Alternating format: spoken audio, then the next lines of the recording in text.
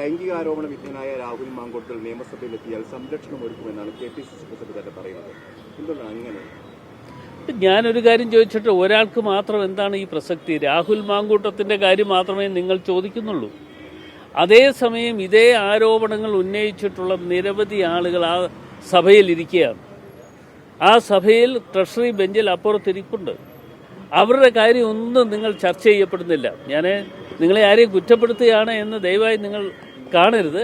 പക്ഷേ ഇത് എല്ലാവർക്കും നിയമം എല്ലാവർക്കും ഒരുപോലെയാണ്. രാഹുൽ മാങ്കൂട്ടത്തിന് നിയമസഭയിൽ പ്രവേശിക്കാനുള്ള അധികാരമുണ്ടെങ്കിൽ മറ്റുള്ള ആളുകൾക്കും അതുപോലെ അവകാശമുണ്ട് എന്നുള്ള പ്രസക്തിയായിട്ടാണല്ലോ ഇന്ന് അവർ സഭയിൽ ഇരിക്കുന്നത്. അപ്പോൾ അവർ സഭയിൽ ഇരിക്കുമ്പോൾ ഒരാളിനെ മാത്രം, ഒരു ചെറുപ്പക്കാരനെ മാത്രം മാറ്റി നിർത്തിക്കൊണ്ടുള്ള പ്രവർത്തനങ്ങൾക്ക് നേതൃത്വം കൊടുക്കുന്നത് ഒരിക്കലും ശരിയല്ല എന്ന അഭിപ്രായമാണ് എന്നെ സംബന്ധിച്ചിടത്തോളം ഉള്ളത്. ആരോപണം വന്നതുകൊണ്ട് പാർട്ടിയിൽ നിന്ന് പുറത്താക്കപ്പെട്ട വ്യക്തിക്കാണ് സംരക്ഷണം ഒരുക്കുന്നത് പറയുന്നത്. അല്ല, ഇത്ര ഒരു ആരോപണം വന്നു എന്ന് പറയുമ്പോൾ ഞങ്ങൾ ഉചിതമായ ഒരു തീരുമാനമാണ് എടുത്തത്.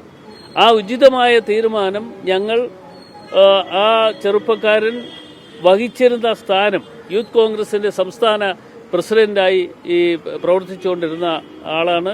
അദ്ദേഹത്തോട് അതിൽ നിന്ന് മാറി നിൽക്കണം എന്ന നിർദ്ദേശം കൊടുത്തു. ആ നിർദ്ദേശം സ്വീകരിച്ചുകൊണ്ട് അപ്പോൾ രാഹുൽ അപ്പോൾ തന്നെ രാജി നൽകുകയും അതിൽ നിന്ന് മാറി നിൽക്കുകയും ചെയ്തു.